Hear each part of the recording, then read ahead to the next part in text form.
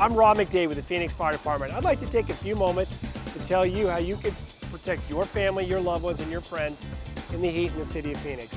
First of all, make sure you're hydrated. Pre-hydrate, drink the night before, the morning of, during your activity. Also, look for your friends and family. Are they showing signs and symptoms of heat exhaustion or heat stroke? Are they excessively sweating? Are they nauseated? Are they dizzy? Are they disoriented? Those are the signs and symptoms where you're going to want to call 911. Immediately get them out of the sun, get them into the shade, and make sure that you start rapidly cooling them. We want you to enjoy our Phoenix trails, our Phoenix parks. We also want you to do it safely. So make sure you have plenty of sunscreen, make sure you have clothing that's going to protect you from the sun, and make sure that you're drinking plenty of water. Enjoy the city of Phoenix, but enjoy it the right way. I'm Rob McDade for the Phoenix Fire Department at Phoenix 11.